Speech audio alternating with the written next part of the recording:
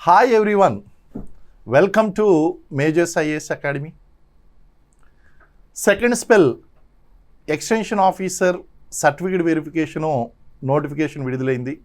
ఈ నెల 28, 29, 30వ తారీఖున 40 చొప్పున 120 మందికి సర్టిఫికేట్ వెరిఫికేషన్ జరగబోతుంది.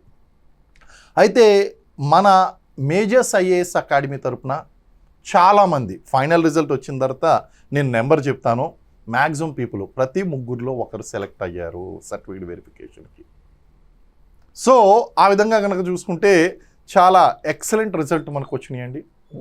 అలాగే ఇందులో భాగంగా సర్టిఫికేట్ వెరిఫికేషన్కి వెళ్ళబోతున్నకి చిన్న క్లారిఫికేషన్ కొద్దీ రిక్వెస్ట్ చేశారు వీడియో చేయండి అని, ఒక వీడియో చేస్తున్నాయండి. వీళ్ళు తీసుకెళ్ళవలసినటువంటివి ఏమేమి ఉన్నాయి అనేటువంటి చూస్తే మనకి సర్టిఫికేట్ వెరిఫికేషను షెడ్యూల్ ఇచ్చారు 28, 29, 30 వరకు. అయితే ఎవరైనా ఏదన్నా కనుక ఉంటే కనుక డౌట్స్ లేదా ఏదన్నా క్లారిఫికేషన్స్ ఉంటే 31న కూడా అలౌ చేస్తారు.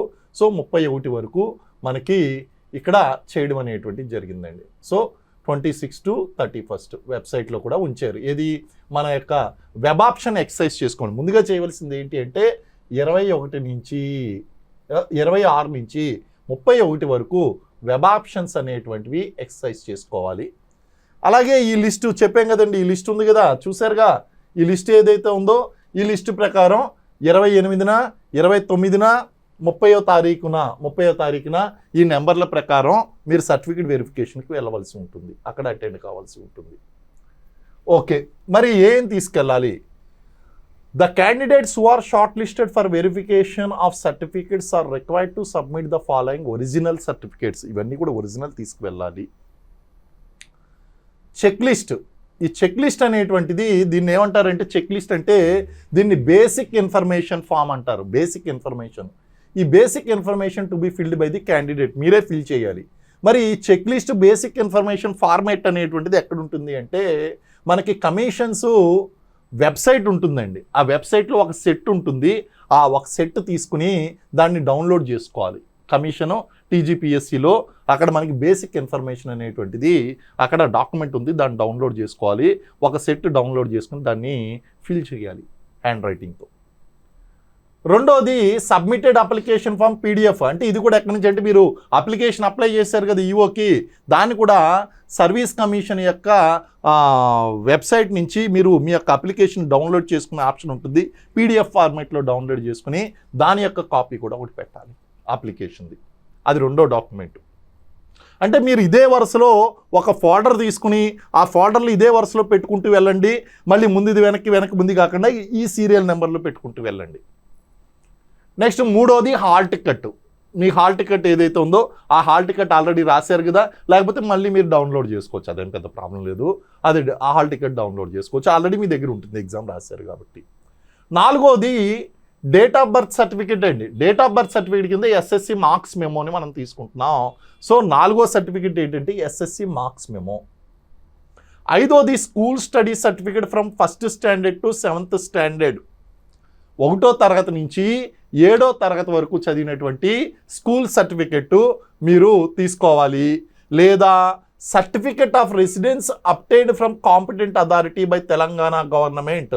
అంటే MRO rank, minimum MRO, RDO, collector ఇలాంటి వాళ్ళ దగ్గర తీసుకున్నటువంటి ఆ రెవెన్యూ డిపార్ట్మెంట్స్ తీసుకున్నటువంటి రెసిడెన్స్ సర్టిఫికెట్ అన్న మీరు ఇక్కడ పెట్టాలి. అంటే ఏంటంటే candidates have not been studied in school but studied privately or in open school. కొంతమంది ఏంటంటే స్కూల్కి వెళ్ళరండి. చిన్నప్పుడు ప్రైవేట్ స్కూల్లో నేను ఎప్పుడో చదువుకున్నటువంటి స్కూల్ ఇప్పుడు మూసేశారు, లేదు, చిన్నప్పుడు చదువుకుంది. మరి నేను ఎక్కడి నుంచి తెచ్చేది ఆ సర్టిఫికేటు? అటువంటి కేసుల్లో మీరు ఏం చేయాలంటే MRO ఆఫీస్ నుంచి రెసిడెన్స్ సర్టిఫికేట్ అనేటువంటి తీసుకురావాలి. 5వది. 6వది provisional convocation certificate and marks memo.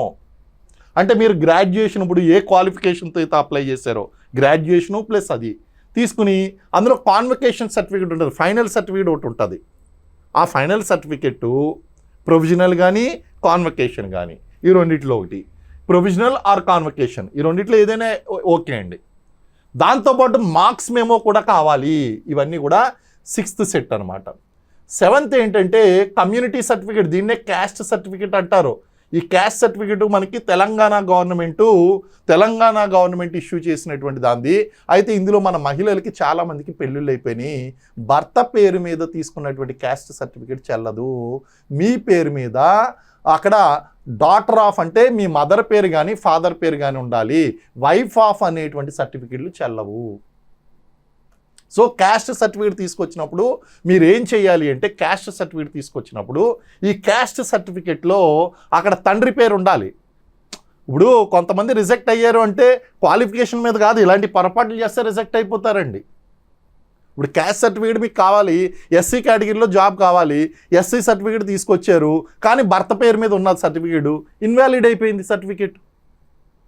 జాగ్రత్తలు తీసుకోవాలి. అందుగురించే మీకు దాదాపు 3 నెలల క్రితం నేను ఎగ్జామ్ రాసిన వెంటనే ఈ సర్టిఫికేట్ రెడీ పెట్టుకోండి అని చెప్పేసి నేను ఆ రోజే చెప్పాను నేను మీకు. Next, non creamy layer certificate in case of BC community. ఎవరైతే సంవత్సర ఆదాయం ప్రిస్క్రైబ్డ్ 8 lakhs కన్నా మించి ఆదాయమో ఎవరైతే ఉన్నారో వాళ్ళందరూ క్రీమీ లేయర్ కింద వస్తారు కాబట్టి వాళ్ళకి వర్తించదు బీసీది. కాబట్టి నాన్ క్రీమీ లేయర్ సర్టిఫికేట్ అనేటువంటిది అంటే మా యొక్క ఆదాయము సంవత్సర ఆదాయము ప్రిస్క్రైబ్డ్ దానికంటే తక్కువే ఉంది కాబట్టి మేము ఎలిజిబుల్ అని చెప్పేసి ఇది గవర్నమెంట్ ఆఫ్ తెలంగాణ నుంచి తీసుకోవాల్సి ఉంటుంది. ఇది కూడా ఎంఆర్ఓ ఆఫీస్ నుంచి ఇస్తారు, ఇది కూడా తీసుకోవాలండి. అది 8th సర్టిఫికేట్. 9th సర్టిఫికేట్ దగ్గరికి వచ్చేసరికి ప్రూఫ్ ఆఫ్ ఏజ్ రిలాక్సేషన్. ఇప్పుడు ఈ క్యాస్ట్ సర్టిఫికేట్ కాకుండా age relaxation ex service man కావచ్చు, ఎన్సీసీలో పనిచేసిన వాళ్ళు కావచ్చు, స్టేట్ గవర్నమెంట్ జాబ్లో పనిచేసిన వాళ్ళు కావచ్చు, లేదా ఇక్కడ పేర్కొన్నటువంటి ఎన్సీసీ ఇన్స్ట్రక్టరు, రీట్రెంచ్డ్ సెన్సస్ సర్వీసు, ఇలాంటి సర్వీసెస్ చేసినటువంటి వాళ్ళు ఆ యొక్క ఎక్స్పీరియన్స్ సర్టిఫికేట్ అనమాట అండి. ఆ సర్టిఫికేట్ డిపార్ట్మెంట్ నుంచి ఎక్స్పీరియన్స్ సర్టిఫికేట్ అనేటువంటిది ఏజ్ రిలాక్సేషన్ కోసం తీసుకోవాలి. నెక్స్ట్, డిజేబిలిటీ సర్టిఫికేట్, సదరం సర్టిఫికేట్ కావాలి కంపల్సరీ. మీరు ఎవరైనా ఫిజికల్లీ డిజేబుల్డ్ కేటగిరీ కింద అప్లై చేస్తుంటే సదరం సర్టిఫికేట్, లేనటువంటి వాళ్ళకి అవసరం లేదు. Next, EWS. ఇప్పుడు ఈడబ్ల్యూఎస్ చాలామంది ఉన్నారు. ఈడబ్ల్యూఎస్ కోటా కింద అప్లై చేస్తున్నటువంటి వాళ్ళు ఇక్కడ ఫర్ ది ఇయర్ ఆఫ్ 2021-22 కంటే ముందు ప్రయర్ టు ది అప్లికేషన్ ఏది 2021 and 22 ఆ ఇయర్కి. ఎందుకంటే సెప్టెంబర్లో వచ్చింది, సెప్టెంబర్ 2022లో నోటిఫికేషన్ వచ్చింది కాబట్టి 21-22 అంటే 21 ఏప్రిల్ నుంచి 22 మార్చ్ 31 వరకు ఉన్నటువంటి ఫైనాన్షియల్ ఇయర్ యొక్క ఇన్కమ్ సర్టిఫికేట్ తీసుకోవాలి ఈడబ్ల్యూఎస్ కావాల్సినటువంటి వాళ్ళు. అది లేకపోతే అర్హత పోయినట్టే మళ్ళీ. నెక్స్ట్, ఒకవేళ కనుక ఆల్రెడీ ఎవరైనా జాబ్లో ఉన్నటువంటి వాళ్ళు ఉంటే కనుక, ఇన్ సర్వీస్ క్యాండిడేట్లు ఉంటే కనుక ఎన్ఓసి తీసుకోవాలి, నో అబ్జెక్షన్ సర్టిఫికేట్ తీసుకోవాలి. ఆల్రెడీ జాబ్ చేస్తున్నటువంటి వాళ్ళు, మీలో చాలామంది పంచాయతీరాజ్లోనూ మహిళా పోలీసులుగాను, లేకపోతే వార్డు వెల్ఫేర్ సెక్రటరీలుగాను, లేకపోతే మన కోర్ట్స్లోనూ జాబులు చేస్తున్నారు, వాళ్ళందరూ ఎన్ఓసి సర్టిఫికేట్ తెచ్చుకోవాలి. అలాగే 2 sets of attestation forms duly signed by gazetted officer. Attestation form అని ఉంటుందండి, కమిషన్ వెబ్సైట్లో ఉంటుంది. ఆ అటెస్టేషన్ ఫామ్లో కూడా మీరు కొన్ని డీటెయిల్స్ ఫిల్ చేయాలి. ఫిల్ చేసిన తర్వాత ఒక గెస్టెడ్ ఆఫీసర్ చేత సంతకం పెట్టించాలి. అవి 2 సెట్లు కావాలి. అలాగే మీరు ఇంకా ఏదైనా ఫర్దర్గా మెన్షన్ చేస్తుంటే మీ అప్లికేషన్లో ఫర్దర్ హయ్యర్ క్వాలిఫికేషన్స్ గురించి కానీ ఈక్వివలెంట్ క్వాలిఫికేషన్స్ గురించి మెన్షన్ చేసి ఉంటే కనుక ఆ సర్టిఫికెట్లు ఉండాలి. ఇదే ఆర్డర్లో మీరు సర్టిఫికేట్ వెరిఫికేషన్కి వెళ్ళాలి.